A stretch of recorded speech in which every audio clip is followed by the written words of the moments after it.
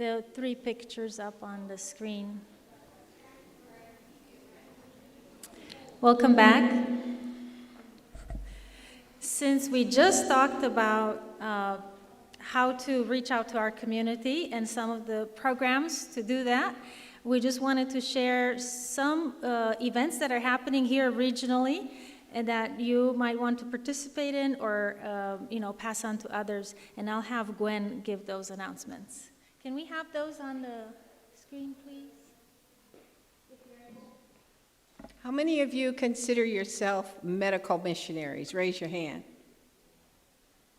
What? Did I just see 1 or 2? Do you know every member of the church should be a medical missionary? Do you want to know why? Because medical missionary work is the very last work. And if you're not a medical missionary, you need to know what it is and how you can become one. Well, at the Ark Outpost, my ministry, Homeward Publishing Ministry, and the Ark Outpost have joined together to teach God's people how to be medical missionaries. Would you like to learn? Yes? Yes? Okay, it's the very last work. So you got to get under it. You got to get with it. Because if you don't, guess what? You're going to be left out. Do you want to be left out at the end? Of course not.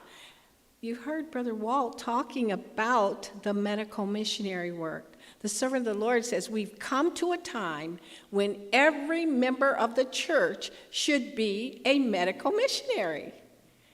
And do you know how long I've been a medical missionary? Over 50 years.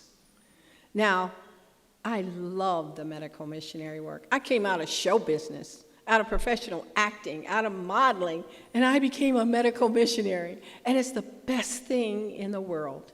If you want to see the breath of life come into this church, become a medical missionary. If you want to see the breath of life come into your own experience, take hold of the medical missionary work and the health work, and your whole experience with the Lord will be revived. I promise you. So we have 3 programs coming up. October 1st is the month. First of all, October 1st, we're having open house and spa day. Pick a treatment, hydrotherapy, massage, get your feet rubbed, your hands in paraffin bath if they're sore and aching, and on and on. And guess what? After that, we start this intense medical missionary program. And this is 7 days. 7 days of intense from 9 to 5. If you can't afford it, we'll work with you. How about that? Is that right, my sister? Yes. We're going to work with her and a few others who really want to take this program, but they look at the prices and say, oh, no, I can't do this. Oh, yes, you can. Pray and ask God to help you. And then we have a 7-day detox and rejuvenating retreat. Some of you are sick. Is that right? Yes, some of you are sick, and you need a little help along the way.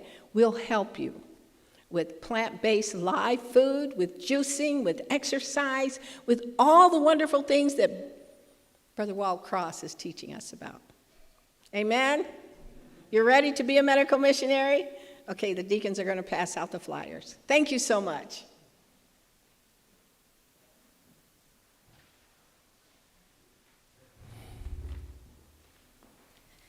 Thank you, and we have Brother Walt come and give our presentation on how to do a patient assessment. Take notes, and yeah, come on.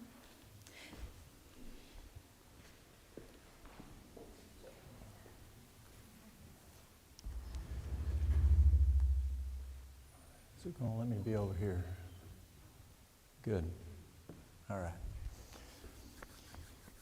So the word patient depends on what state you live. It's whether or not you can use that word or not. I just call it, just making an assessment. What I use to help people identify how to develop we'll talk about developing a plan. I believe, where'd Magda go? I think you have the list for this afternoon. Has the list for this afternoon. The next class is developing a plan. Okay, so I'm going to combine these two because they go together. You do an assessment, and then you will put a plan together. For those who've worked in healthcare, you know what MAPI is. Who knows what MAPI is? MAPI? Or API, I'm sorry, API. North Carolina, we added something to it, but API, y'all know what API is? Assess, plan, implement, evaluate. Y'all ever heard that before? We use that in healthcare. You've got a patient, you're going to assess the patient, you're going to P, make a plan, I, implement that plan, E, evaluate. And as you evaluate the patient, you're looking at vitals, you're looking at labs, you're looking at all kinds of stuff, and you assess, you evaluate if your plan is effective or not. And then if it's not doing what you do, you go back up to assess, implement the new plan, make a new plan, implement the new plan, and then go back to evaluate. And it just keeps going round and round and round. Well, in North Carolina, we went and we were having problems with doing that, where team members, as they were doing it, they kind of did their own plan.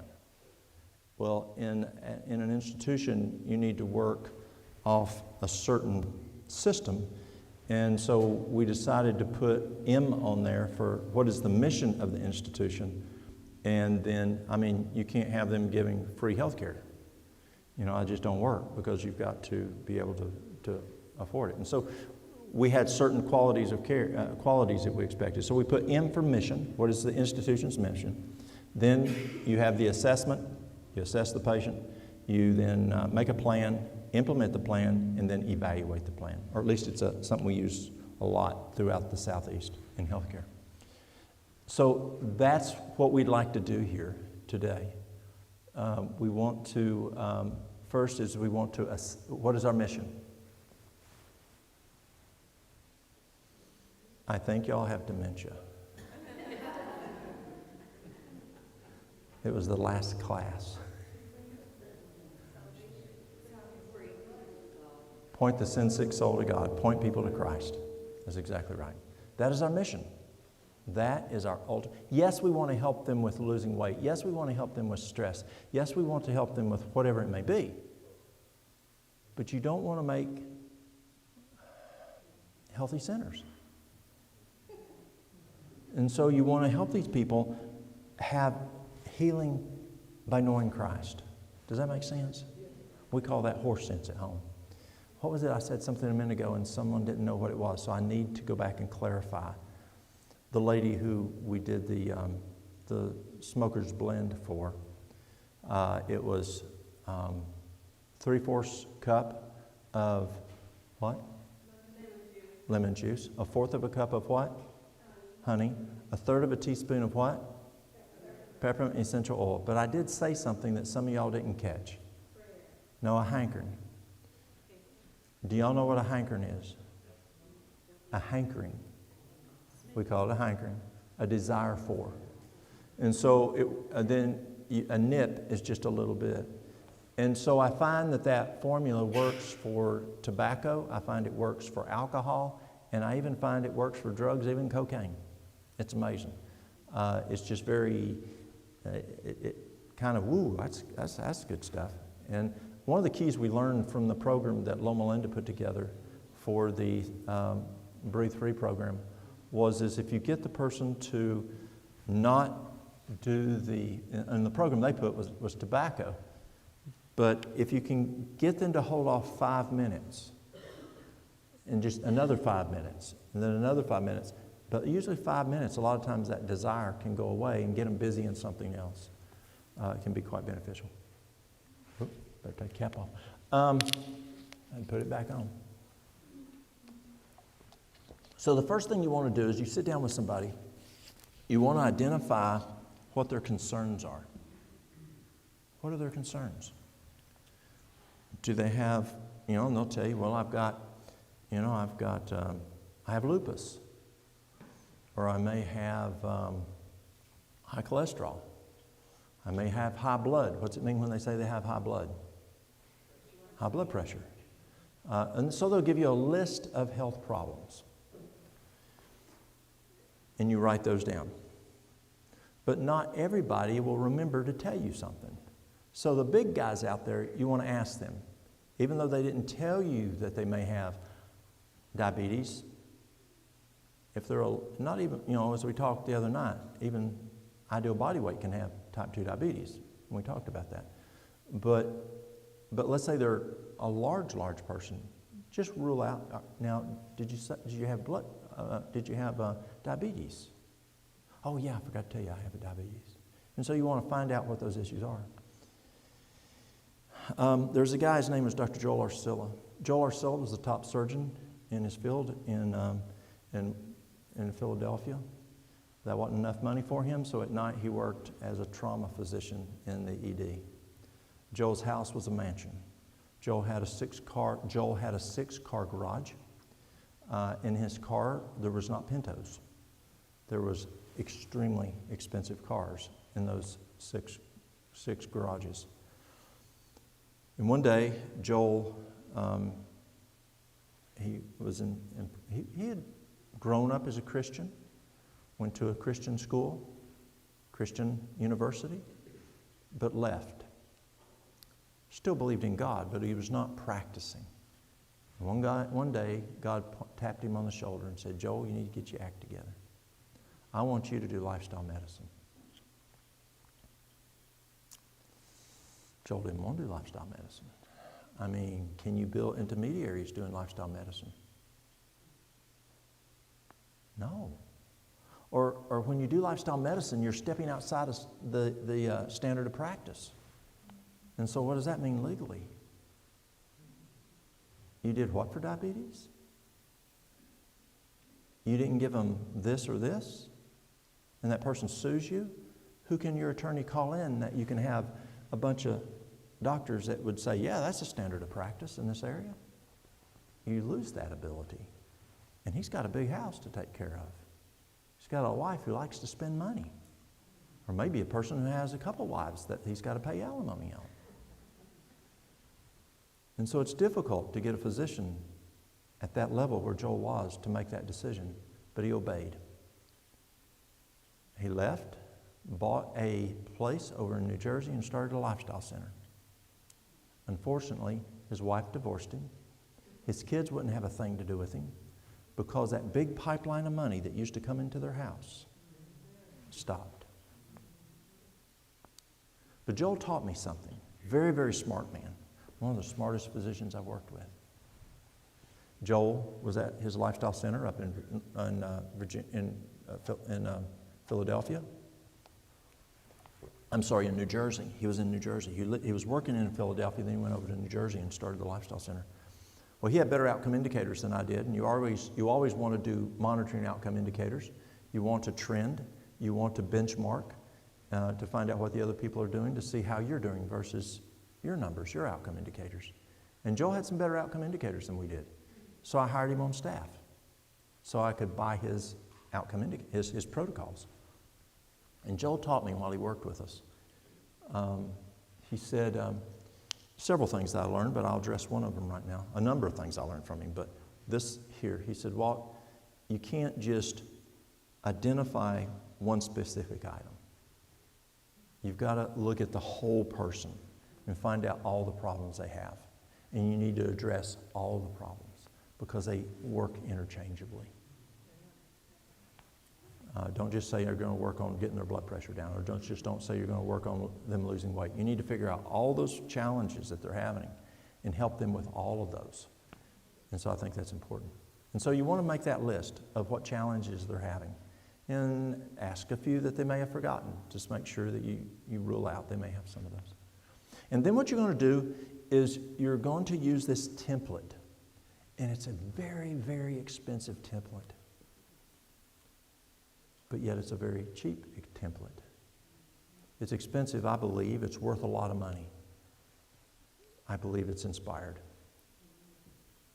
But it's free because we've been given it. But we take it for granted. We really do. We've had it our whole life. And we think, oh, that's just that list. But who's a school teacher? Anybody a school teacher?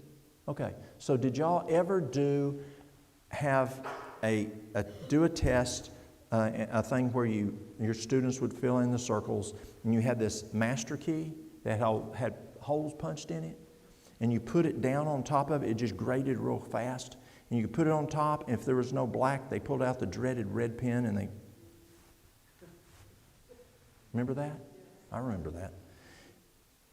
This is the template. It's the template. And if you think I'm crazy, or if you think I'm stupid, like when I left corporate America, they told me I was crazy, they told me I was stupid, that I was going to ruin my reputation in doing this stuff, who's now talking about it? And I read a lot from Harvard and Cornell. I've had numerous nutrition courses from Cornell. I've gone to Duke University. I look at what Mayo does. I look at what Cleveland Clinic does. And you know what they're talking about today? 7 of these, they're missing one of them. The sad thing is when you now tell people about these, they go, oh, I've heard about that. Yeah, Harvard's talked about that. No, they missed one of them, trusting God. But let's go through it and look at this template as we work with this person, because it's amazing as you go through this, you can go, oh, I know why they have that problem. Oh, yeah, I can see why they have this problem. Oh, now, yeah, I can see why this problem's here. You can see it based on looking at this template. The first thing you want to look at is fuel, nutrition. You want to ask them, what time do you eat breakfast? What do you eat for breakfast? What time do you eat dinner? Dinner's the noon meal that we use, where I'm from. What do you eat for dinner? What are you drinking for breakfast and for dinner? How much are you drinking? How much are you eating? You want to get as much of a history there of what they're eating for breakfast, when they're eating for breakfast, what volume are they eating for breakfast, what are they drinking, what's the volume that they're drinking with those meals. What do you do for supper? What time do you eat supper? I have people tell me I only eat one meal a day. I don't know why I can't get healthy. Well, when do you eat? All day long. I mean, they're a cow. They're grazing all day long. Well, that doesn't give the digestive system time to rest, and that's important. What time do you eat supper? What are you eating for supper? Do you have snacks? Now, let me educate y'all why I say dinner for the noon meal. If you read medical books back in the 1800s, even if you read the author that I just was reading earlier, read John Harvey Kellogg, read other physicians back in the 1800s. They will tell you it is unhealthy to eat lunch. Did you know that? It's unhealthy to eat lunch. The question is, what's lunch? So here's what happened. In the United States, we had something called an Industrial Revolution. Prior to the Industrial Revolution, husband worked at, I didn't share this with you the other night, did I? I talk so much to folks, and now I'm doing 2 programs at once. I'm talking with Africa in the mornings, I'm talking with y'all, and I forget what I tell, which group I tell. So prior to the Industrial Revolution, much of America worked where? On farms. They worked on farms. Wife's at home, fix big breakfast. Wife's at home, fix big dinner. Do you have Thanksgiving lunch? Do you have Christmas lunch? No. So they would fix a big dinner for husband. In the evening, depending on what was going on with my family, we had a light supper because we were in the dairy industry and we had to get up at 3:30 in the morning. And so my family figured out if you eat a big old supper, you didn't feel good. And so why waste food? And why feel bad? Husband goes to work at the factory in the Industrial Revolution. Wife's at home, makes big breakfast. Does wife go to the factory with husband? No, so she can't make big dinner. So they got to do something. husband comes home, and, he's home now, let me make up for it, and so she makes a big meal in the night. Dinner means big meal. So they take the name from the noontime and put it down at the evening. So what do we do for the noon meal? Well, they did something that was what we would call snacks. Midnight snack, afternoon snack, mid-morning snack. But they did not use the word snack back years ago. They used the word lunch. Lunch meant little meal. Snack means little meal. And so they termed the noon meal lunch, little meal. So why do we today, who still live on farms or grew up on farms, and today, since the Industrial Revolution, call the noon meal? Because Mom was still at home, making a big meal for dinner. And so it's not that lunch is bad. It's just the term that they used for lunch, which today we use for snack. So here you're asking him what time they're having breakfast, what they're eating for breakfast, how much they're eating for breakfast, the same thing for dinner, same thing for supper. Are they doing in between snacks? Are they eating a midnight snack? Or what is their nutrition going into their body? You need to find that out. Then you need to look at exercise. And don't ask them, do you exercise? Yep. Okay. I mean, I've had nurses tell me, I push the med cart. That's exercising. No, that's not exercising. Or I walk down the mailbox once a day. No, that's not exercising either. Ask them what their exercise program is. Find out what they do for exercise. Do they walk? Do they cycle? What do they do for those issues? Then water. Don't ask them if you drink much water. Yeah, I drink a lot of water. I have people who tell me, oh yeah, I drink a lot of water. How much you drink? I drink a bottle a day. Maybe half a bottle a day. I drink a lot of water. I have people who tell me I don't do water. I don't do water. Well, what do? Oh, I drink Mountain Dew. Well, how much Mountain Dew do you do? I had a guy tell me not long ago who is a diabetic, type 2. How much Mountain Dew do you do? He said, 3 liters a day. I had a person just within the last month that I asked them how much they did of soft drinks. And they said they said, well, at least 2 liters. How much coffee do you drink? Two pots. At least 1 pot. I don't have this anymore, but I used to have, back when I moved back soon to be 20 years ago, the end of this year, when I moved back to Tennessee. But these folks have died off now. But I would have people say, I'd say, how much water do you drink? Can I count my moonshine? I don't get that anymore, but those old guys would say. They thought that was for water. Can I count my coffee for water?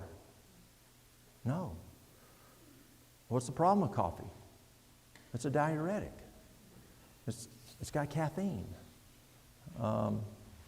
And so you want to know how much water they're drinking throughout the day. You want to know what else are they drinking? How much milk are you drinking? Are you drinking cow's milk? Are you drinking almond? I had these 2 ladies come in last year. Maybe it's 2 years ago now.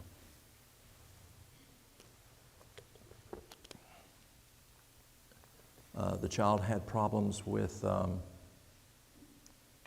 forgot what the issue was, but dairy could be an issue. And I said, do you use cow's milk? It was some type of an allergy. No, we can't afford cow's milk. Okay? But we drink milk. I said, so is it almond milk? Is it cashew milk? Is it, whatever kind of milk. I did several different ones. The one I'm trying to think. But anyway, I mentioned several kinds. No? Well, what kind of milk is it? Well, it's the milk in the jugs at the grocery store. Jugs at the grocery store. Do you mean them jugs a bunch of jugs? Yeah. I said, well, that's cow's milk. No, cow's milk's only what you can buy at the farm. No, ma'am, you're feeding cow's milk to your family. If it's in them jugs, you're feeding them cow's milk. So some people don't know. They just don't know. So you want to find out what they're drinking. Are they drinking tea? Are they drinking, sweet? You know what sweet tea is? Nancy, what's sweet tea? Sweet tea. Sweet tea. That's right, sweet tea. We say sweet tea. In my area, how much sugar do you think is in a gallon of sweet tea? At least 2 cups of sugar. And the average person in my community can drink a gallon of that a day. So they're consuming how many cups of sugar? It's either going to be 2 or 3 cups per gallon. Normal is 2, but there are some that put 3. And they're drinking at least one of those a day. Do you see why they have problems with diabetes? Do you see why they have problems with the immune system? Do you see why they have problems with obesity? Do you see why they have problems with, a number of issues? Look at what they're drinking. Are you doing alcohol? How much alcohol are you doing? Oh, good, we're over here. Thank you. So, we're asking about, that's intemperance, but I'm still looking at drinking. Are you drinking alcohol? How much are you drinking? Now, they think it's very fortunate. Before, they had to be real careful, telling me that they were drinking moonshine. But today, moonshine is a very popular thing in Tennessee. It's very proud. The state's very proud of our moonshine business. As I mentioned the other day, Sevier County makes more tax revenues off moonshine companies than all of Dolly Parton's, Dollywood, Dolly Hotel, Dolly Stampede, all of those. And so they have no problem telling me how much moonshine they drink because it's totally legal today because the state of Tennessee gets tax money off of it. And now it's legal, kind of like Colorado. It's okay because they get taxes off of marijuana. The next one, so we got NEW. Is there an S over here? So there's sunshine there. Oh, there we go. Sunshine is over there. That's right. So how much sunshine do you get? Do you go out in the sunshine any? No, my doctor said not to go out in the sun. I'm prone to skin cancer. Or no, I work a lot. I have 2 jobs. I may have 3 jobs. We have people in the mountains, they may have 2 to 3 jobs. A job and a couple part-time jobs. And they literally don't see sunshine, really, that much. So I need to find out how much sunshine are they getting. Temperance. So now we can come over here and we'll ask these questions. Yes, how much alcohol are you drinking? How much do you smoke? What, a day? And then how long have you smoked? And then over the past 25 years, what's the average packs per day? And now you've got your pack years that you can figure. This can be a tough one. Do you do illicit drugs? Some people will tell you and some people won't. N-E-W-S-T. What's the next one? A. Yeah, let's go to A. A. Fresh air. Fortunately, we don't live in L.A. And don't have all the pollution. But it's not just pollution. Watch their breathing. Yes, they teach us to monitor chest rise and chest fall. But that's not what we should be watching. There's people who breathe like a chihuahua.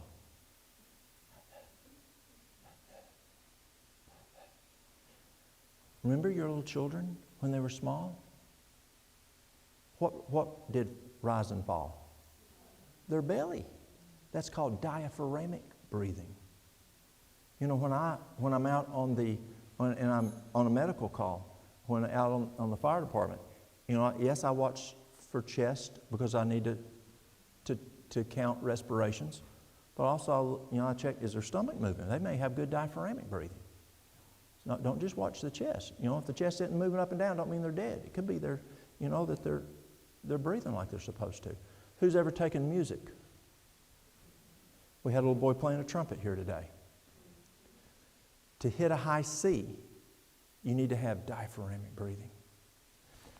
The lady's singing here today. If you want to hit a good, strong, note, do you need diaphragmatic breathing? I remember Elder Crook, who was our music teacher at Georgia Cumberland Academy. And when you join the touring team, Camerata, and he right in front of everybody, first day of class of choir for that touring choir, the new kids coming in, he'd say, lay down on the floor. And he'd watch you breathe. And then he'd take a songbook and stick it on your stomach. He said, breathe. And they're still. He said, I want you to go back when you finish tonight, and I want you to learn how to breathe where that book goes up and down. Diaphragmatic breathing. We need to have not only just fresh air, but that author we talked about today talks about good diaphragmatic breathing. You'll live longer. You need to get rid of all them toxins and bring in new air, and the lungs need to be filled up, not just a little bit. No, we don't. When we exhale, not all the air comes out, but we need to do as much as what it's made to do. N-E-W-S-T-A.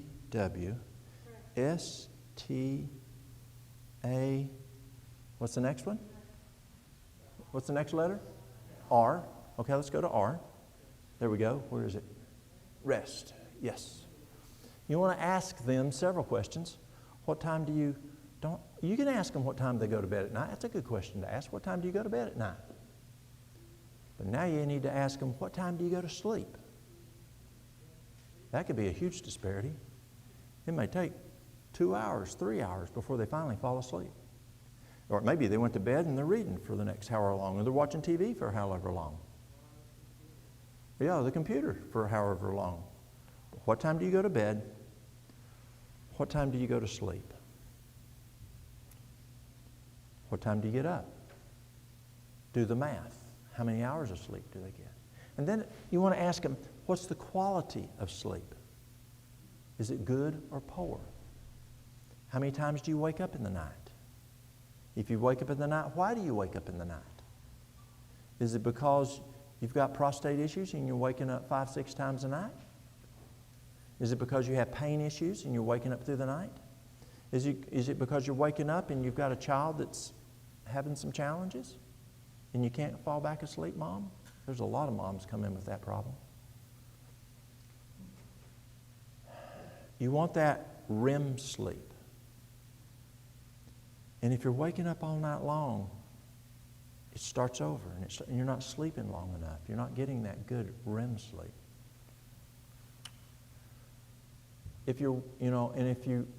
So is it pain? Is it you got to go to the bathroom? Is it find out the cause?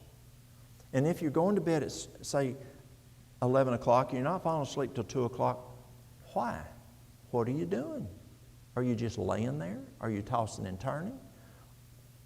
Or are you on the computer? What's going on there? N-E-W-S-T-A-R.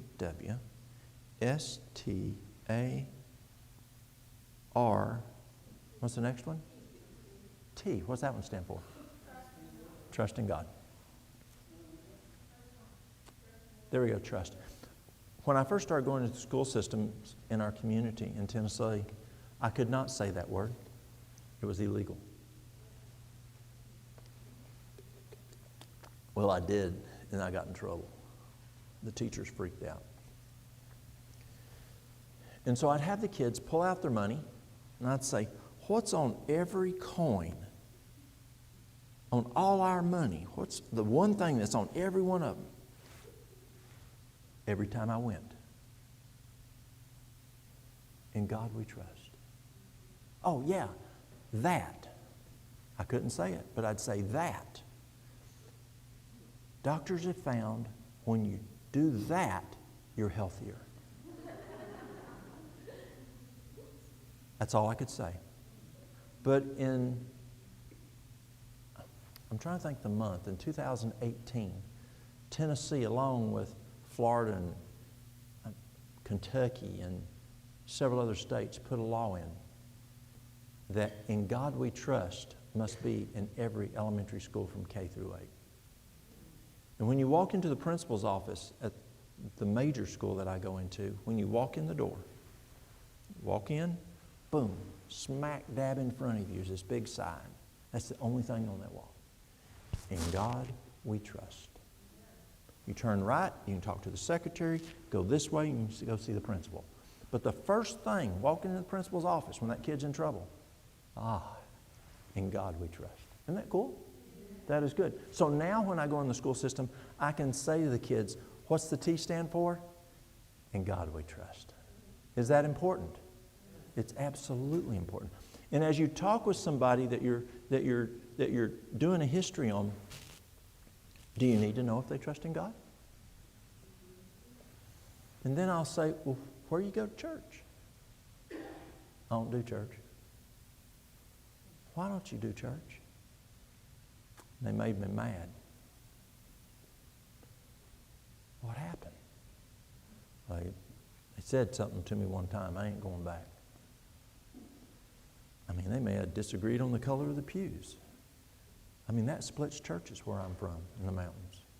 They do new pews and they don't agree on the color.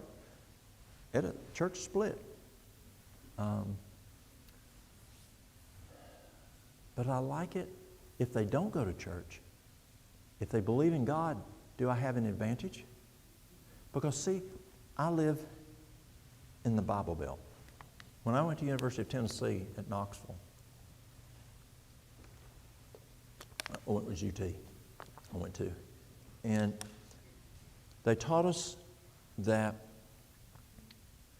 the hardest mind to change in the United States is the Tennessee mind. The second hardest mind to change in the United States was the North Carolinian mind. But the hardest of the hardest minds to change in the United States is the Appalachian mind. And if you ever worked in Appalachia, you'll understand. If Daddy did it, I'll do it. If Granddaddy did it, I'll do it. If you want to bust a union, and Daddy and Granddaddy were in a union, forget it. But if you want to start a union, and Daddy and Granddaddy didn't belong to a union, I don't need no union.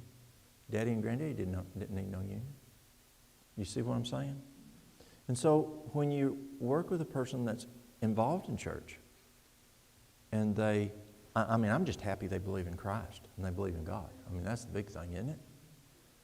But if they belong to a church, they ain't changing. Why should they?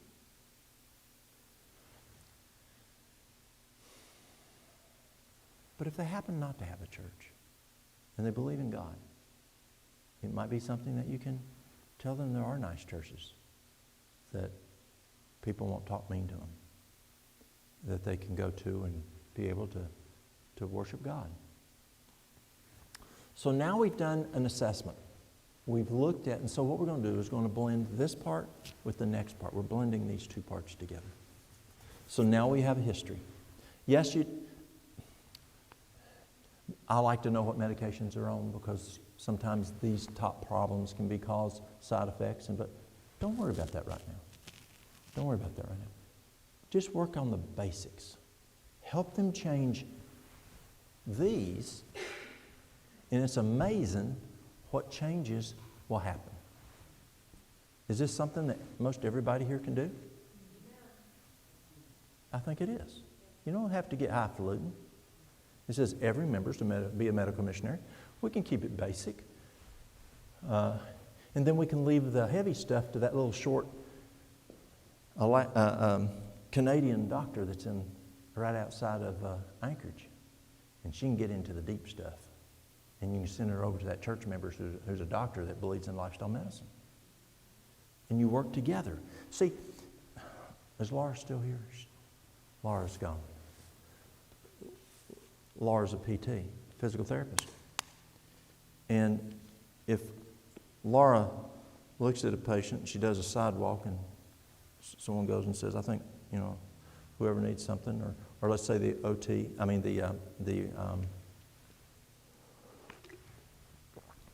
orthopod let's say it's a hip or a knee. And the orthopedist says, well, we're going to need physical therapists. He gives an order for an evaluation. Laura does the evaluation. She sends it back to the orthopedist. He signs off on it. Does the orthopedist do it? He didn't do the PT. He sends them back to Laura to do the PT, and he assesses. Well, that's how it can work here. I mean, y'all can teach some basic stuff here.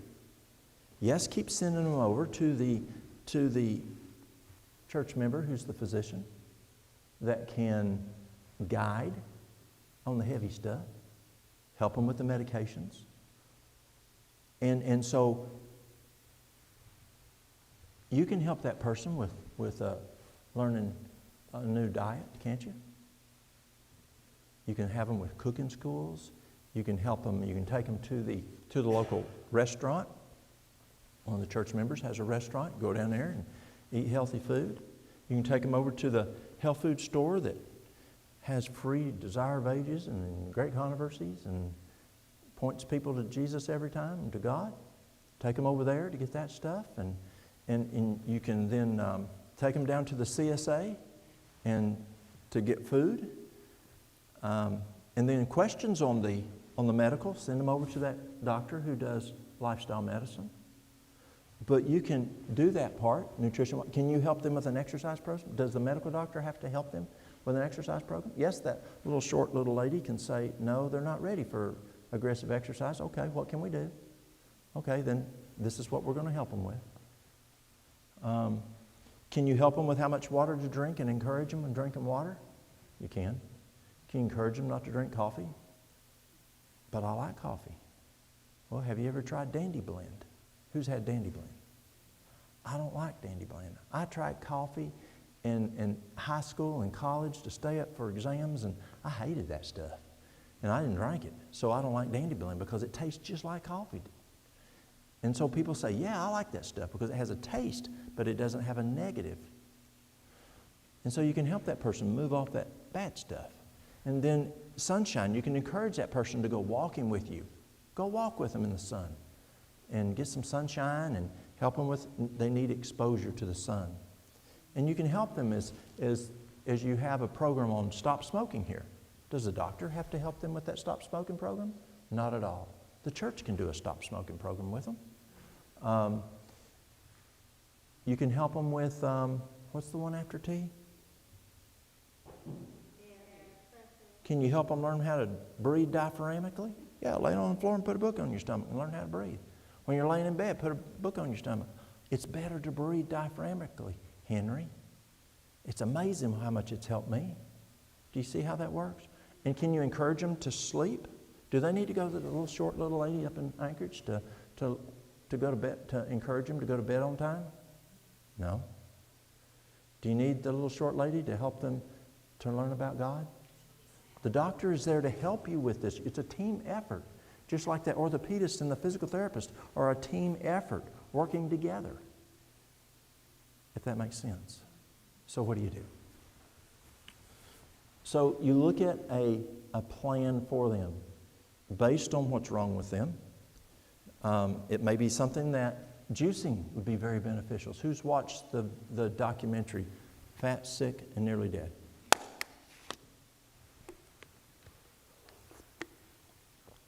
University of Alabama at Birmingham. Their advanced cardiac team for patients that are even worse than Mary Lou. They will put them on a 70-day juice fast. But that's not safe. There's not enough protein there for that heart.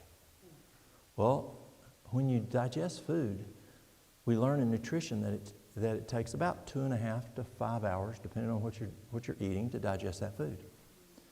We learn in physiology that the second most expenditure of the heart is to digest food. And have you ever seen, the guy who eats the big old steak and taters and whatever, and then he has a heart attack?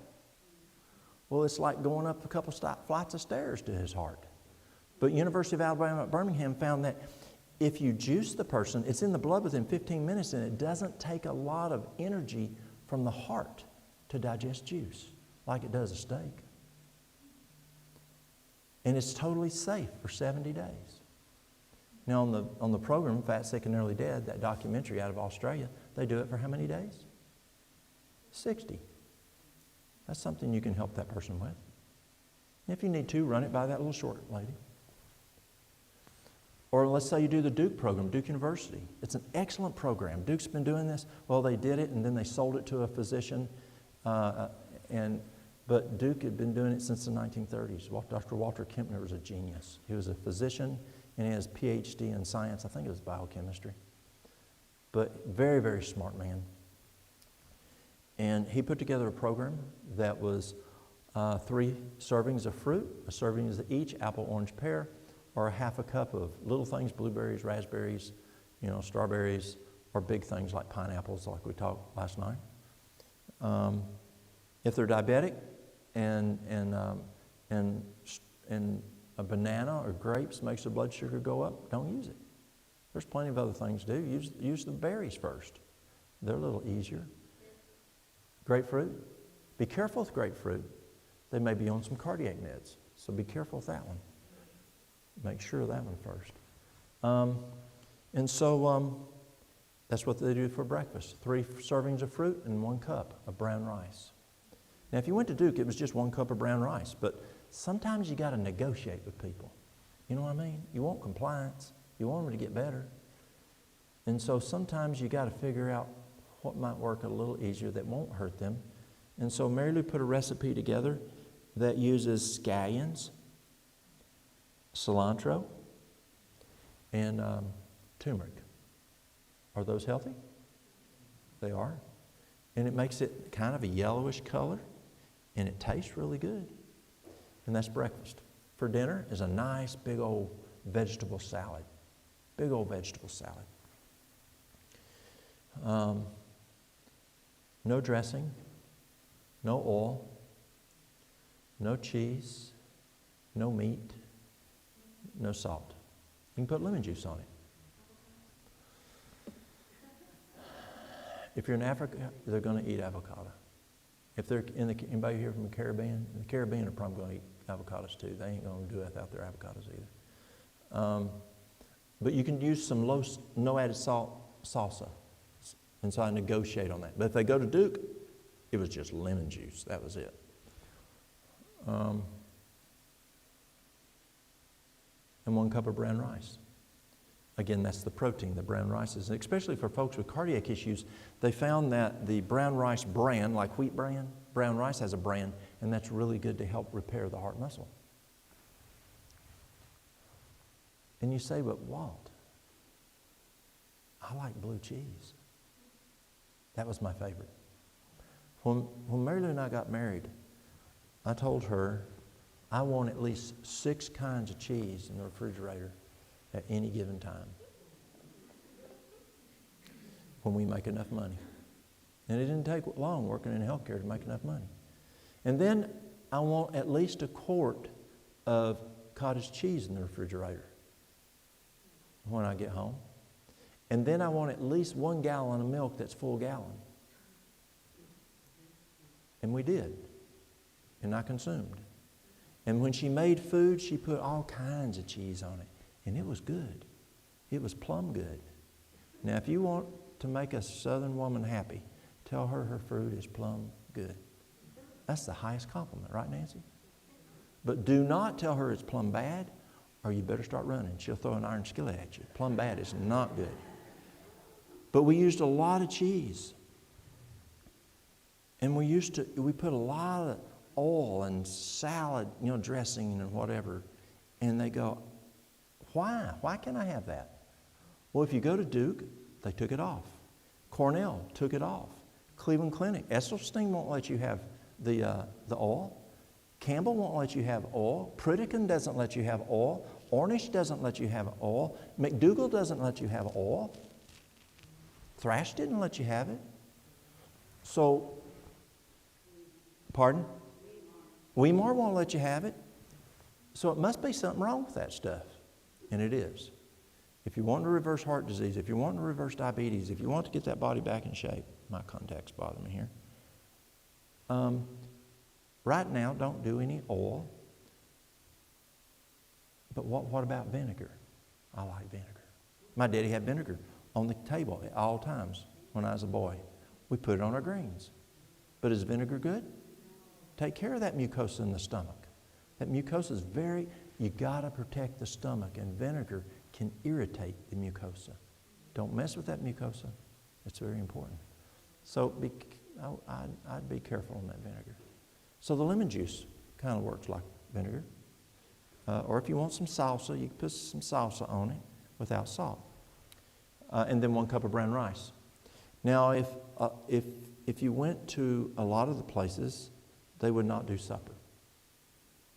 I tell folks, if we got to negotiate, drinking low sodium V8 juice. If you have to do something. They'll tell me, Walt, I ain't doing this program.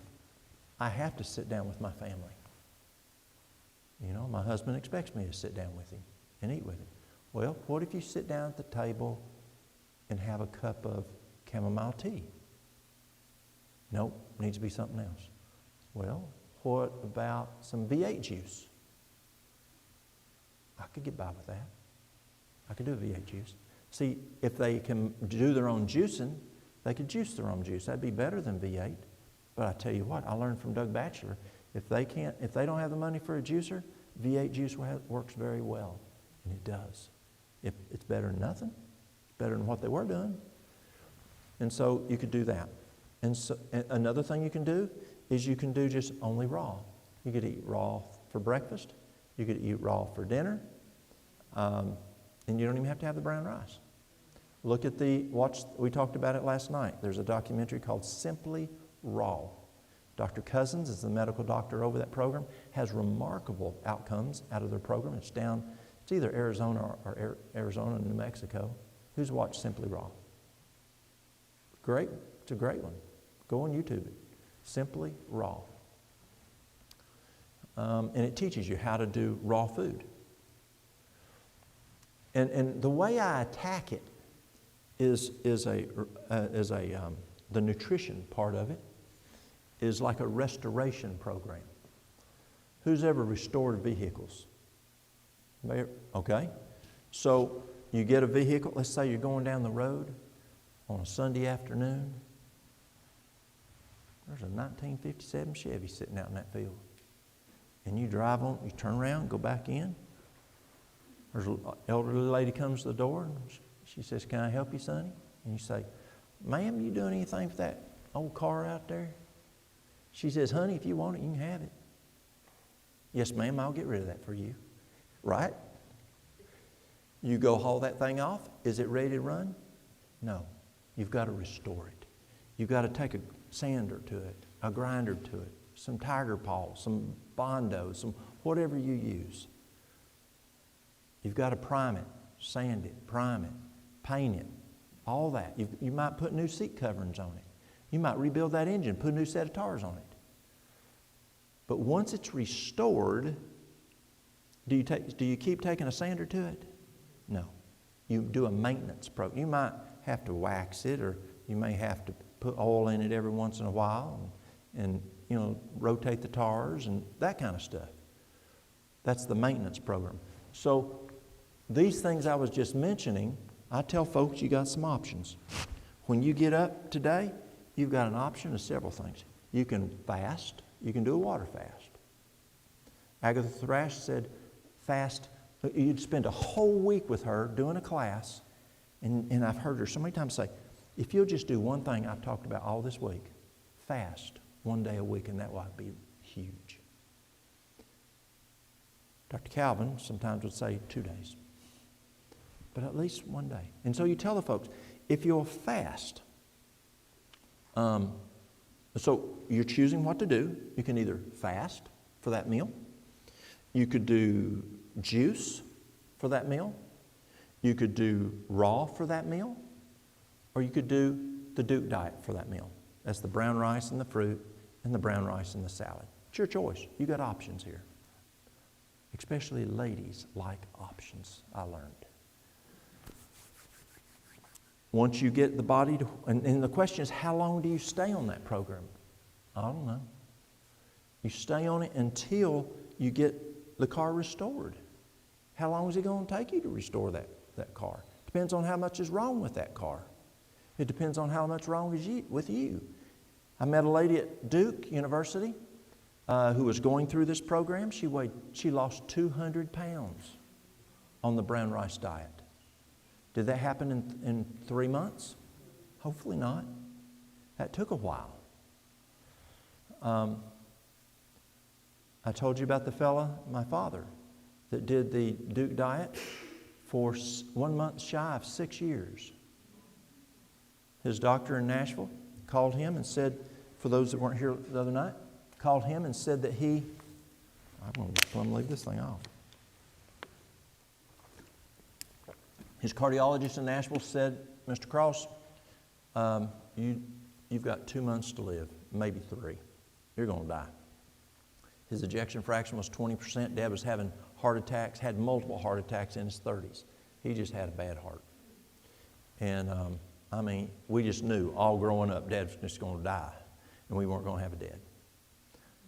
He was 8, and so at this time he was 78 years old, and the doctor. So he'd done quite well with his cardiac issues, and the physician said, "You're at the end." So I was at Fletcher getting off the interstate when he told me. I remember exactly when he told me. I was getting ready. I was in the exit lane, pulling off. I still remember it. I said, "Dad, I'm coming to Nashville. I'll show you what to do." And so we did the Duke diet. Dad did it 1 month shy of 6 years. He died of COVID. And I'm sure his heart condition didn't help with the COVID situation. But he got his ejection fraction up to 30 is all he got it up to. And he needed to stay on the Duke diet. And he just still had heart issues, obviously, but it kept him going. I said, "Dad, are you not bored of this diet?" My brother, he works in anesthesia department at Vanderbilt. And he said, "Walt, the only reason Dad's alive is that diet you got him on from Duke." He said, "That's the only reason." And I said, "Dad, are you not bored on this diet?" And he said, "Yes." He said, "But I'd rather see my kids and my grandkids and my great-grandkids." Does that make sense, grandparents? Especially grandmas? If Mary Lou could have the job of just visiting grandkids, that's all she would do. I'm telling you, that's it. I would not see her. She would be at grandkids' house constantly. She enjoys them grandkids so much. So Dad was on that diet for right at 6 years. And he had adequate nutrition to keep his heart going and the rest of his body going. And he had actually some improvement.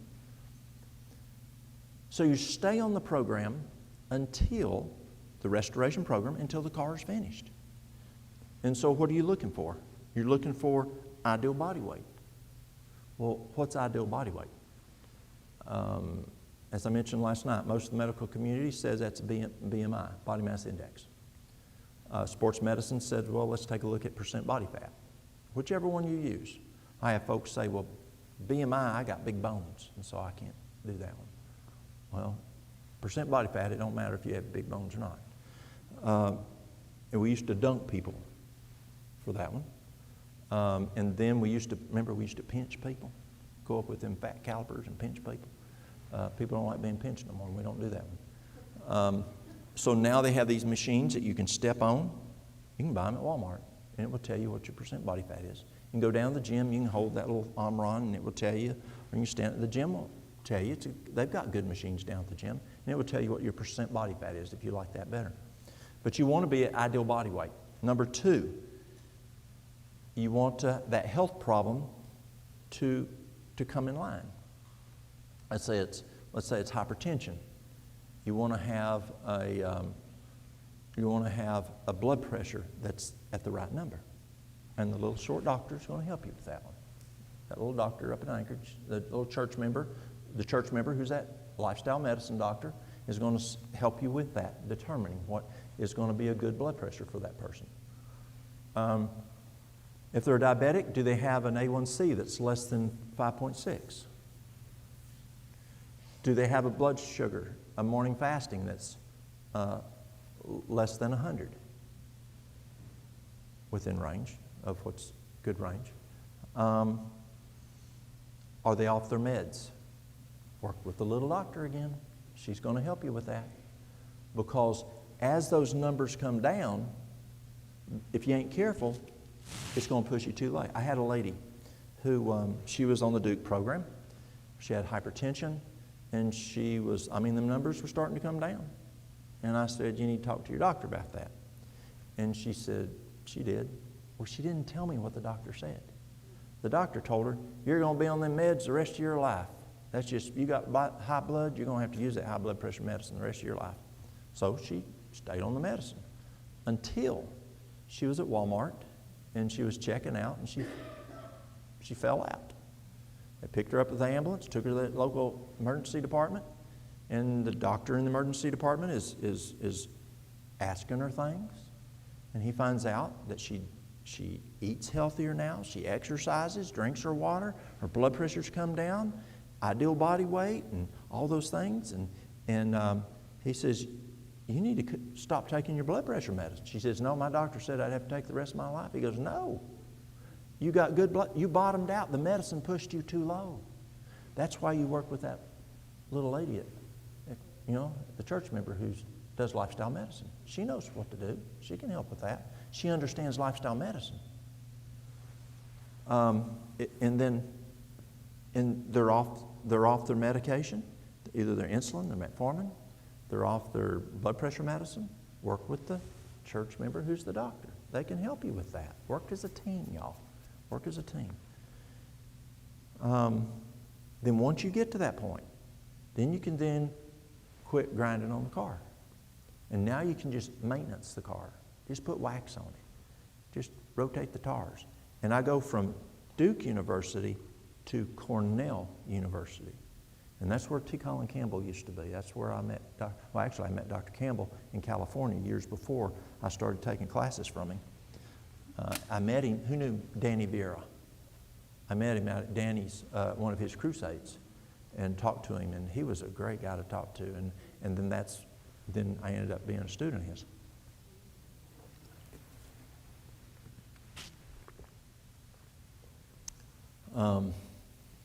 But you send them to Cornell University diet. And what's the Cornell University diet? It's not just a plant-based diet. Dr. Campbell coined the term plant-based. Fruit Loops are plant-based. Gwen looks at me like, huh? Are they not? Are not Fruit Loops plant-based? Yeah. Potato chips? Yeah. How about little crackers with white stuff in the middle? Oreos, they're plant-based. But Campbell goes, it's more than just plant-based. It's got to be whole food, not processed, plant-based. But Campbell's very strict on this other. And now as I read Duke, as I read Mayo Clinic, as I read Harvard and I read Mayo Clinic, and I read their stuff a lot in nutrition, they keep talking about this variety. That's exactly what Campbell said. Whole food, plant-based diet with variety. Jackson says, we don't eat dog food, same old, same old. And so we need a variety of food. Why?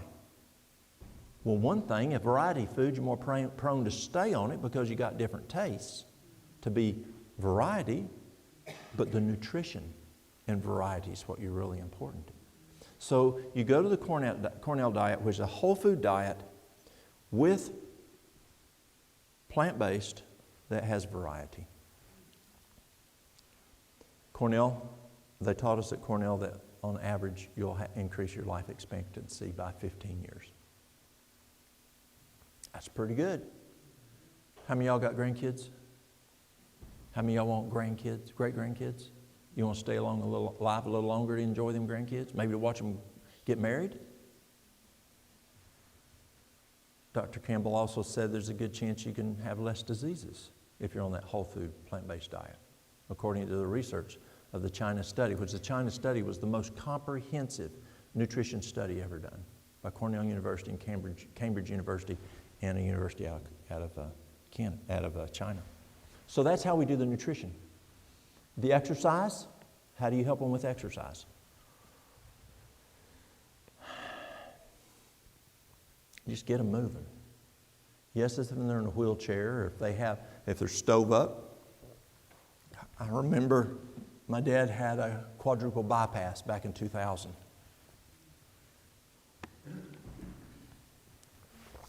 And Dad called me, or I called him to check on him. He was complaining. His cardiologist was giving him a hard time and said, you're not exercising. You've got to exercise.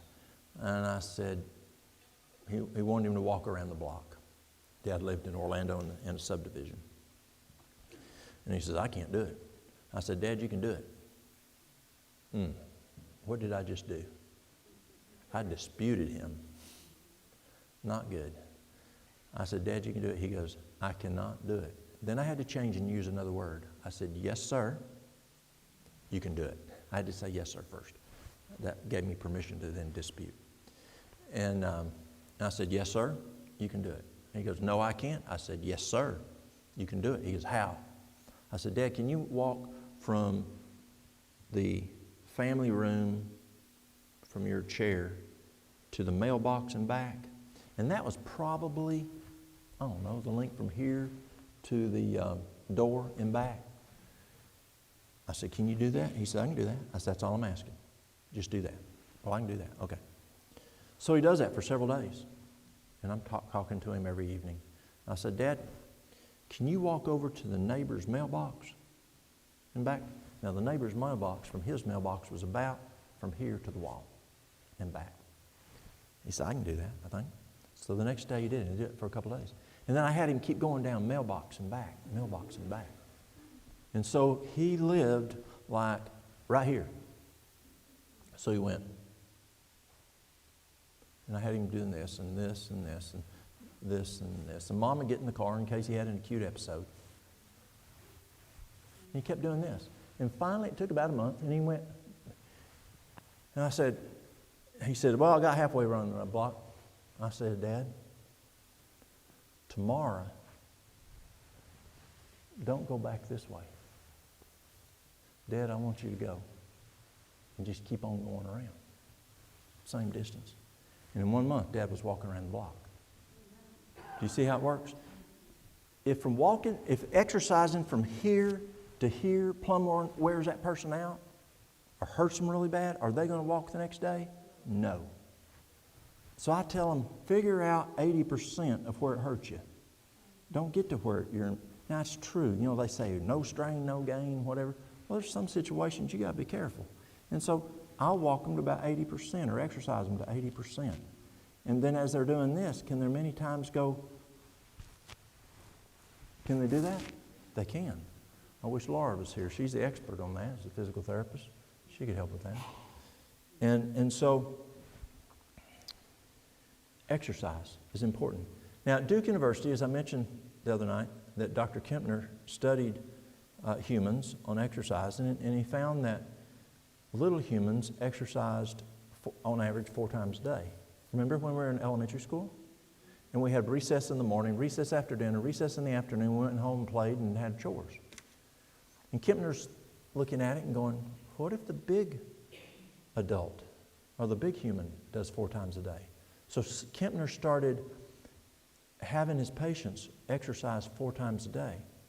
Now, if you went as an in-house patient in his program, he would send you to the gym for 1 hour 4 times a day. Now, that's not reasonable and obtainable for people who are at home and working and whatever. But there it was, because they'd come to Duke University, and they were staying in hotels, and they would come for the program there at Duke and then go back to the hotel. And during that hour, they would get up and do whatever they could and sit back down and rest, get back up, do whatever they could, and sit back down and rest. They didn't do the whole hour 4 times a day. Well, I encourage people just to do 5 minutes 4 times a day. That's it, 5 minutes 4 times a day. And then next week, if you can, do 10 minutes 4 times a day. And the goal is to get them to do 20 minutes 4 times a day. If you can do 30 minutes, that's great. But 20 minutes gets a pretty good outcome. As I mentioned the other night, a friend of mine who is a professor at Loma Linda told me, he says, Walt, we found out that just a 20-minute power walk lowers the blood sugar more than 1 shot of insulin.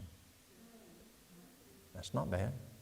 So let's use that 20 minutes. And let's get them, and psychologically, 20 minutes is easier than, because they think a half hour, that's 2 hours, but psychologically they can deal with 20 minutes 4 times a day. But at least get them to exercise, whatever you can do. And so the question is, what exercise should they do?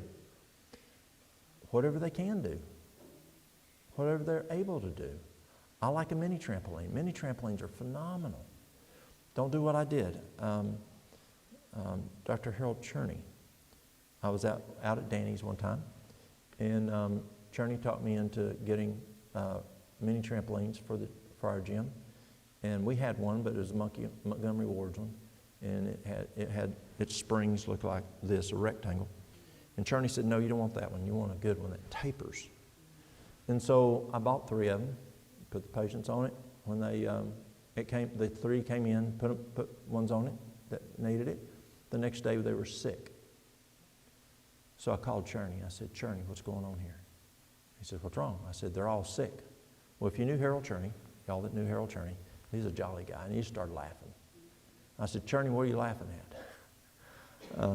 Because I forgot how many patients that were sick that we'd put on it. And he said, "What'd you do?" I said, "I did 15 minutes BID twice a day." He just laughed again. And I said, "Why are you laughing?" He said, "I did the exact same thing when I put him in here at Eden Valley." He was working at Eden Valley. And he said, "I did the exact same thing." He says, "But Walt, them people coming to you, they're sick. Their sewer system doesn't work too good. Their lymphatic system doesn't turn on very much, the type of exercise. They just don't exercise. And their plumb just clogged up. And you turn see, when you jump on a mini trampoline, it increases the pumps in the lymphatic system tenfold at high gear, and your liver just can't handle it." He says, "Do this, and you'll never have a problem again." And I haven't. And that was in 2001. And so he says, "Do this. Do 5 minutes 3 times a day for the first week. And then go to 10 minutes 3 times a day, and you'll never have another problem." He says, "Then you can go on to 15, whatever you want to do." And it works. It really does. Not only does it increase the lymphatic flow tenfold, but research shows it increases the white cell count if you're jumping on it from 5 to 10 minutes. 3 to 5 minutes. 3 to 5 minutes. So I say 5. I want to make sure. It increases the white cell count by threefold, 300%, for up to 1 hour. And so that's a good tool to use. It's great for balance. You can have a handle that they can work on. They can bounce. They can do that. Where they're, the health bounce. You can get more aggressive, but start off with the health bounce. They have something they can grab if they need it, or they can stand there and grab it if they do need it. And it's a great tool to help with balance, to help with the immune system, to help with vascular flow. It's just a good tool to use. NASA, when astronauts go to space, they have bone density loss because of weightlessness. And NASA found that the best tool that they can put their astronauts on when they come back from space, when they have bone density loss, is, and they can afford whatever they want to there, they put them on a mini trampoline. And it helps to drive that calcium into the bones. And it works very well for osteoporosis, osteopenia. So that's what we do for exercise. And just work with them on what they can do. And I was reading something, I don't know if I could find it fast enough, but anyway, Mrs. White said that if a person doesn't like the exercise, it's not going to do much benefit. Well, actually, exercise physiologists have been telling us that for over 20 years. If you will exercise on something you enjoy, you actually get more physiological benefit out of it than doing something you don't like. So do something they like. Water. How much water do they need? Well, University of California at Davis says it takes 4 of these to run a 5-year-old. 4 of these to run a 5-year-old. Most of us are bigger than when we were 5 years old. Up to about 128 pounds. But that's to sit on the couch. If you're over 128 pounds, it's body weight divided by 2 to sit on the couch. If you're more active, you need to drink more. The Tennessee Fire Academy at Bell Buckle tells us as firefighters we're to drink 1 gallon of water a day at least. proactively in case we were to go into a house fire. Dr. Strachan, that I've talked about several times. Dr. Strachan would always encourage me to have a person I was working with depression to drink a gallon of water a day, because he found that a gallon of water a day was significant in helping with depression. So you take the 220, used the wrong number. I was on exerciser. So you take the body weight divided by 2. Say a person weighs 200 pounds. So how much water do they need to drink to sit on the couch? 100 ounces. 100 ounces. So body weight divided by 2, that many ounces. And then if you're working in the garden, if you're exercising, you need a little bit more. 2 years ago, I took a course. It was out of Australia. And the first week, it was for school, and the professor had everybody, and it was doing different types of labs. And they were having us, one of the things we were monitoring was hydration. And we did it 4 times a day on ourselves. And we do other people too, but we had to at least turn in 4 times a day all these different labs that we were doing. And so the first week, everybody in the class was dehydrated. Everybody. I was dehydrated. So the second week, the professor told us about something called free flow. Well, yeah, we learned about free flow years ago. But sometimes it's right in front of you, and you just don't catch it, you know?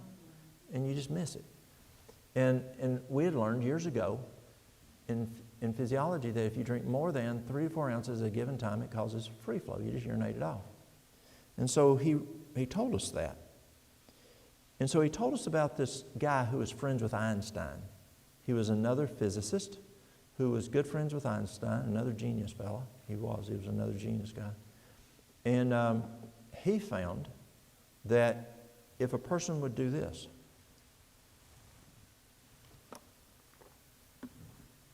that much water 3 to 4 times every waking half hour based on body weight, except, now this was interesting, 15 minutes before you eat, an hour, while you eat to an hour after you eat. Have we ever heard that before? Pretty interesting. So that third week, so let me back up. The second week what we did is we did the body weight divided by 2. The majority of the class was still dehydrated. The third week, everybody did every waking half hour outside of those times when eating, based on body size, we would drink either 3 to 4 swigs of water every half hour. Everybody in the class that second week, 4 labs a day for 7 days was hydrated. It's kind of like pouring a 5-gallon bucket on a tomato plant. It's going to run off versus a drip line. And he told us if you drink an 8-ounce glass of water, he says you're going to urinate off, or it's going to send to the bladder, you're going to send off free flow, is what it is, free flow, 4 to 5 ounces. And you're going to absorb 3 to 4. And so people say, oh, I drink a lot of water, but I pee all the time. Well, that could be. Or they'll say, I don't want to drink that much water because I don't have time to go pee. And that's what people call it where I'm from. We could say urinate. But I say, well, maybe how much water you drink at a time? Well, I ain't got time to drink, so I'll drink me a bottle at a time. Well, of course, it's going to be a problem. And when I talk about drinking water, I'll ask them, when they drink, how much water do they drink and when do they drink water? And then a lot of folks will tell me, well, in the evenings I try to make up for it and I drink a bunch in the evening. Well, why are you getting up all night? It's just, do you see? It's just horse sense. And so water's so important for the body. I have a customer of mine that comes in and she's a respiratory therapist at the hospital, and every, several months I'll say, okay, anything new? Drink water, she'll tell me. Nothing new. Drink water. That's the foundation. Keep them lungs healthy. Drink water. The eye doctor that used to work with me, he retired and he is an optometrist and he worked with us for 2 years. Someone would come in with eye problems. Whatever the eye problem was, how much water are you drinking? He said, eyes have to have adequate water. And you can just go down the list of health problems, heart, whatever. Brain needs water. N-E-W-S, sunshine. How much sunshine you need? Why do we need sunshine? What? Vitamin D. Yes. What else? Serotonin. You need serotonin. You know, those folks up in Alaska, they can tell you about serotonin problems. As I mentioned the other night, it is not how much vitamin D you take. It is what is the blood level of vitamin D. It is not how much B12 you take. It's what's the blood level of B12. That's what you want to look at. And so you adjust it accordingly. Sunshine is very important. There's all kinds of benefits. It helps to kill pathogens on your skin. It helps to toughen up the skin a little bit so it's less prone to scratch. It's just, yeah. Did Adam and Eve live in a house? Where are we told that Adam and Eve slept? On the ground? Pardon? Yeah. They didn't have no house. And so many people go to work in the dark and go home in the dark, and they don't get sunshine. And sunshine is very, very important. And we could talk a bunch on that. So encourage the person to get out and get sunshine. They used to tell us, well, 15 minutes of sunshine is plenty a day, but that's back when they told us vitamin D. I remember, Doc, do you remember when they used to tell us 32 was the highest you needed for vitamin D? 30's, not enough. Remember I said Arvo Khanna, the neurologist who specializes in brain function, he tells his patients, he's from Loma Linda, and he tells his patients, if you want good cognitive function, I don't want your vitamin D less than 60. And then you got Dr. Watkins in D.C. for the immune system, for bone density, he's looking for 80 to 100. Well, you need more than just 15 minutes outside. But Walt, I might get skin cancer. Well, go out early in the morning, go out in the afternoon, and, N-E-W-S-T-A-S-T, temperance. Let's look at temperance. So you can help that person. And they smoke. Well, maybe they smoke 2 packs a day. Can they go to a pack and a half? Cold turkey's the best that Loma Linda found with the Breathe. Who's ever done the Breathe Free program? Anybody? Yeah. Remember they said cold turkey is the best out there? But some people, if they want cold turkey, maybe you can get them to taper. Toothpicks are great. Back in the late 70s, when I started doing Breathe Free programs in 77, do you remember who was on the TV at night, Wednesday night at 9 o'clock? It was Kojak. Remember Kojak? Remember Kojak? And what did he have in his mouth all the time? A lollipop. And so we would have people be Kojak. Instead of a cigarette with an oral hand-mouth stimulation, we would have them doing Kojak. Well, that wasn't a good idea. Food tasted better. They started gaining weight. They started eating more food. Well, that sugar didn't help either. And so we went from the lollipop to little sticks of carrots and celery. Well, that's not the healthiest thing either, I guess. So then we started using toothpicks and having people in the paperwork we had in that Breathe Free program, they said for every pack of cigarettes, was it every pack? Yeah, every pack of cigarettes, they're doing this 300 times on average. And so that stimulation, that toothpick kind of helps with that. The smoker's blend I talked about earlier, that helps with that. Oh, they said put a rubber band on the hand and snap it. There's all kinds of tricks that was in that Breathe Free program to help. Or it can have them cut back. Encourage them to, whatever that temperance is. It's not just tobacco, alcohol, and illicit drugs. It can be TV. It can be the computer. gossiping, music, phone, all kinds of stuff that can be intemperate that you can help them with. N-E-W-S-T-A. Air. There you go. Air. Remember we told them we can help them start breathing? Or encourage people to leave LA. Move to a place that has fresh air. Y'all got great air here. R. Rest. Let's say you can help that person with rest. They go to bed at, let's say they don't go to sleep till 2, 3 in the morning. We know 9 o'clock is important. We learned about the glymphatic system, where when I went to school, we didn't know that the brain had a lymphatic system. But around 2013, we found that it does have a lymphatic system. It's called the glymphatic system. And Harvard said that, they need to go to bed in that, say around 9 o'clock to 10 o'clock, and it does a deep clean. From 10 till midnight, it does a thorough cleaning. If you're not asleep, at first they said you don't, those hours before midnight, interesting, hours before midnight. Science is telling us, isn't it? And it said then you're not turning the glymphatic system on. But about 2 years later, I believe it was, Harvard came out and said, though we thought the only way of turning on the glymphatic system was getting the sleep before midnight, those hours of sleep before midnight, but we've now found there's something else that can turn on the glymphatic system, and that is, what do you think?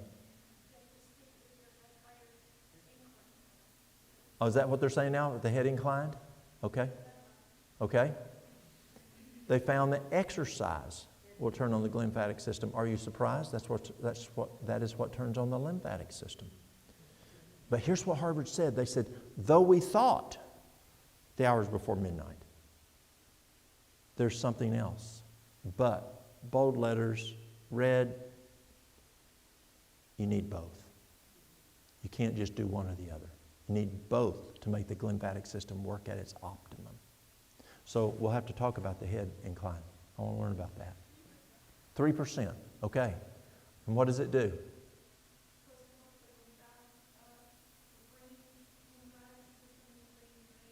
Okay, so it helps the glymphatic system do its drainage with 3% incline. That's good to know. Thank you. See, we're always learning. Today we got to be better than yesterday. Tomorrow we have to be better than today. We've got to continually improve and learn. And so have that person, if they're going to bed at 3 o'clock, figure out how they can go to bed at 2 o'clock. If they're going to bed at 2 o'clock, figure out how to get them to bed at 1 o'clock. And keep backing it up and working with them, encouraging them to back it up. You probably aren't going to get them to go to bed at 9 o'clock. They're just not ready for that. Their body's not going to go to sleep, possibly. And so you keep backing it up. Rest is important. How do you help with rest? I think we talked about it the other night. Is the room clean? Is the room cool? Do you know they have a new bed out now that you don't have to have an alarm clock? The bed gets warm.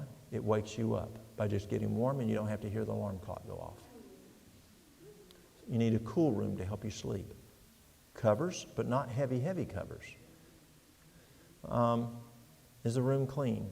Is it neat? Is there no light in the room? Is there no noise?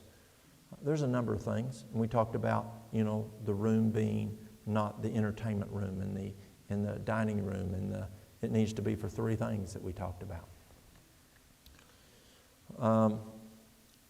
Not eating supper, we found, can help with being able to sleep well. There's a number of things you can do to help that person with. Yes? Someone's asking online, what are the best hours to eat? What are the best hours to eat? Good question. Let me start by this. In the state of Tennessee, the state law is, in a healthcare setting, breakfast can be no more, no less than 14 hours after supper. Dinner can be no more, no less than 5 hours after breakfast, and supper can be no more, no less than 5 hours after dinner. The federal law is that breakfast can be no more, no less than 14 hours after supper. Dinner can be no more, no less than 4 to 6 hours after breakfast, and supper can be no more, no less than 4 to 6 hours after dinner. Must be some science there or something going on. We know that in your book, Proof Positive by Neil Nedley, he talks about when you eat breakfast more than 2 hours after awaking, you increase your risk of a heart attack by 150% based on the platelets. So don't skip breakfast. Don't skip breakfast. Do not, you have to eat breakfast within 2 hours of awaking.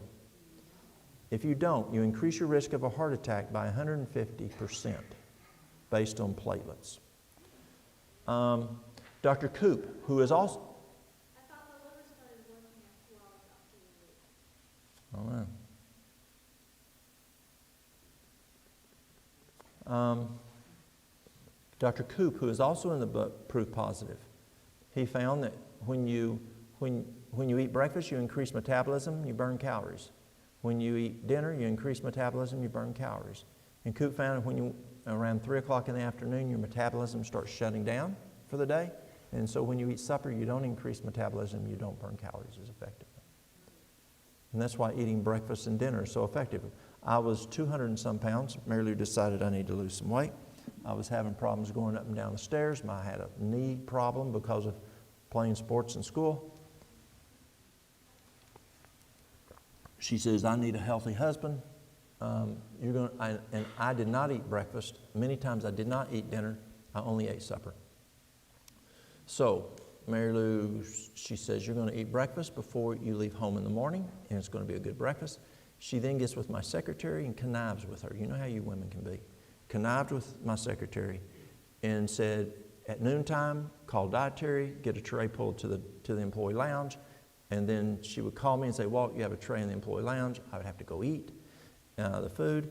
I had a very, very nice M&M machine that a patient had given me. She got rid of that in my office. And then when I got home, there was no food. She fed me nothing. It was like abuse. It was. 3 months, I lost 50 pounds. I was eating more calories, but I was eating at how the body works. I didn't change what I was eating. I didn't change my exercise.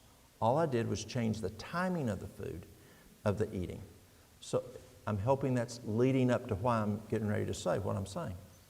And so, if you shouldn't eat after 3, and you want, I think best is 5 to 6 hours between meals. You don't want to eat after 3. You don't want to eat at more than 2 hours after awaken. So it needs to be somewhere in that range that you have breakfast and dinner. My great-granddaddy, who worked for a guy called Kellogg, he worked at Battle Creek with him as a nurse. And Granddad would only eat he would eat breakfast and dinner 9 o'clock and 3 o'clock. Now, Granddad did not follow the 2-hour rule because he got up earlier than that. He went in the nursing home at 100 years old. He lived to 105 and a half. But he went in the nursing home at 100 years old, broke his hip, and they didn't do too good PT, and he stayed there. And I got worried. I called the nursing home in Murfreesboro, and I asked to talk to the dietitian. I said, I told her his name. I said, he's my great-granddad. How's he eating? How'd you know he's not eating? I said, because I know that what the requirement is in Tennessee. You're not feeding him when he eats. He won't eat. He'll only eat 9 o'clock and 3 o'clock. You feed him at 9 o'clock and 3 o'clock and he will eat. She started feeding him at 9 o'clock and 3 o'clock. He started out as a nurse and became a veterinarian, and he was right on it. He really was very tied into health. And he started eating 9 o'clock and 3 o'clock. So remember the timing of waking, and also remember the issues of sleep, the hours before midnight or twice the hours after midnight. If you can be asleep by 9 o'clock, you get the most out of the lymphatic system. We know out of the Breezel-Belloc study, if you sleep less than 8 hours a night, if you sleep less than 8 hours a night, you die quicker. If you sleep more than 9 hours a night, you die quicker. So when you put those together, that kind of tells you what time you want to eat breakfast and what time you want to eat dinner. If you do eat supper, eat light. But don't eat within 2 to 3 hours of going to bed, because that can mess with digestion also.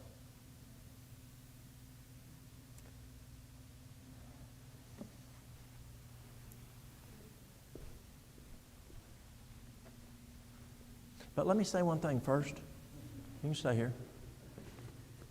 I keep saying it, but don't get confused if I don't say it. How do you help that person develop a plan? Pardon? How do you help that person make that plan? Where do you get the help? From God.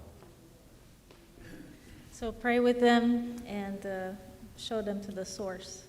Thank you so much. We will have a short prayer so we can have a light supper for those who are able and willing to do that. Let's do that. Father in heaven, thank you so much for these wonderful trainings and presentations, encouragement, and help us, I pray, to be a help to others as well. As we partake of the supper that has been prepared, please bless it, that it may be truly nourishable to our bodies and it may glorify you. We pray in Jesus' name. Amen. In 1 hour.